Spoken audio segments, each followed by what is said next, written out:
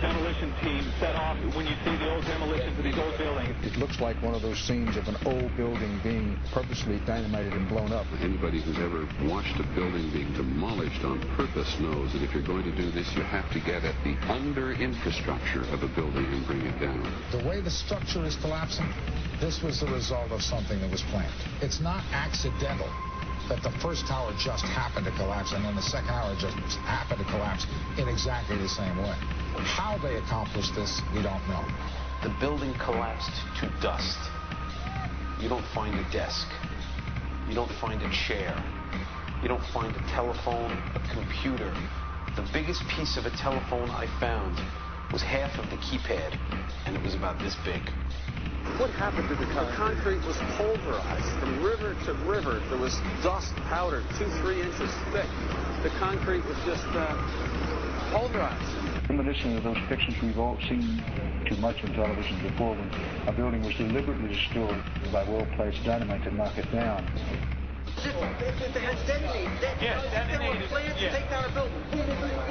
I heard a second explosion. There was a heavy-duty explosion. Then there was some secondary explosions and then subsequent collapses. An explosion blew and it knocked everybody over. To me, it sounded like an explosion. It sounded like gunfire.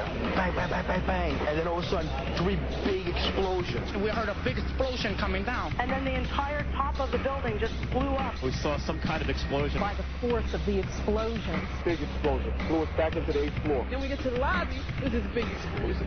The lobby looked as though a bomb had exploded there. A huge explosion now raining debris. It's been a huge explosion.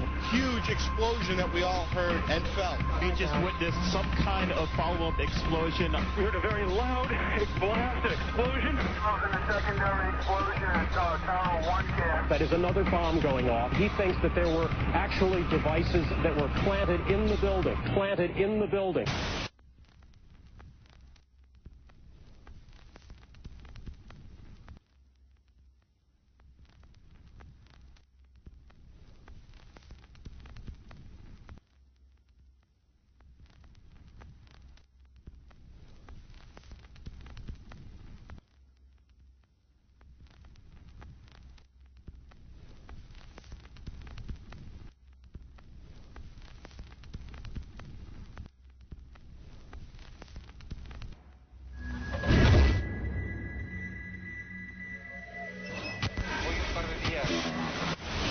I don't think anybody could have predicted that they would try to use an airplane as a missile, a hijacked airplane as a missile. Nobody in our government, at least, and I don't think the prior government that could envision flying airplanes into buildings.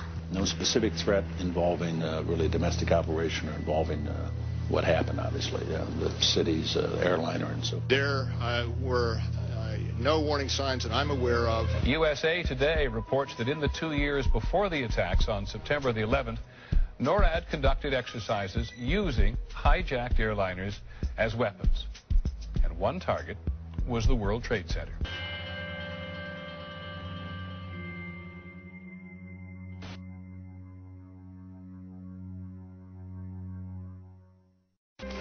In confidential documents from the Philippines obtained by CNN, the plan was clear.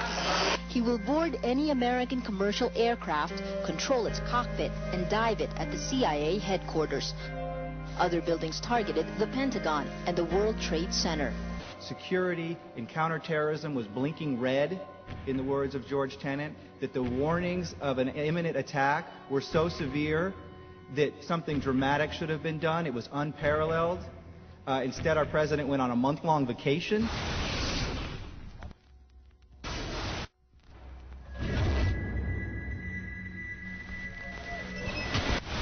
The head of Pakistani intelligence at the ISI, Mahmoud Ahmed, requested Omar Sheikh to wire $100,000 to Mohammed Atta, who was the lead hijacker.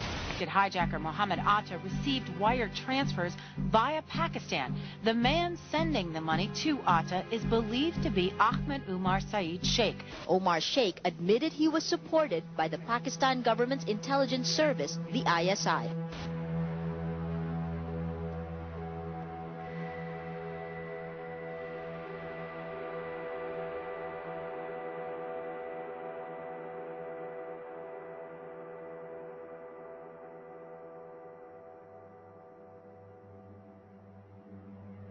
although we are told that 4 or 5 of the alleged hijackers were on each of the flights. If so, their names should have been on the flight manifests. But the flight manifests that have been released contain neither the names of the alleged hijackers nor any Arab names whatsoever. We know that the men who were supposedly the hijackers had their houses, cars, credit cards paid for by the U.S. government. They were, in truth, agents. Evidence was also apparently planted. The passport of one of the hijackers on Flight 11 was allegedly found in the rubble.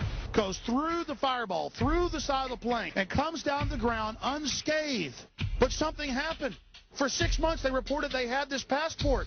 Boy, we've got it. We've got the proof. And then the guy stood up and was alive. Several of these 19 men are still alive.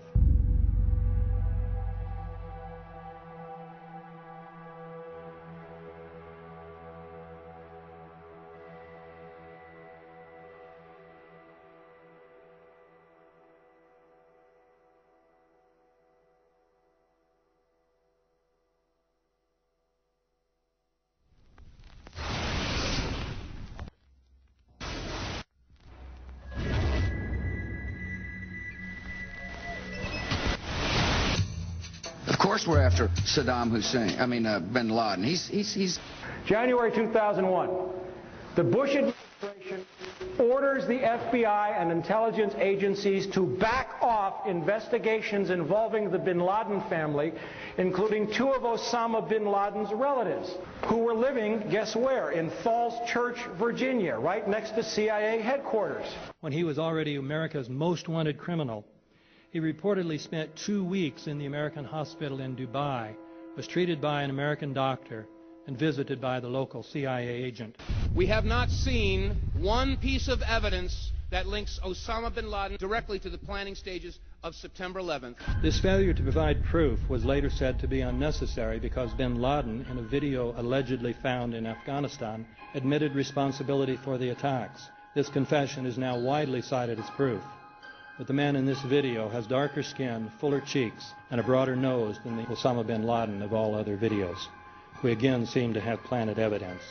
In 1976, Osama's older brother Salim bin Laden hired a man in Texas by the name of Jim Bath to handle all the investments in the United States for the bin Laden family.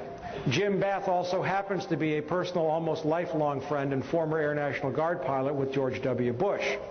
The connections between the Bushes and the bin Ladens become much more clear when George Herbert Walker Bush made trips to Saudi Arabia in 1998 and 2000 to meet with the bin Laden family on behalf of a company called the Carlyle Group.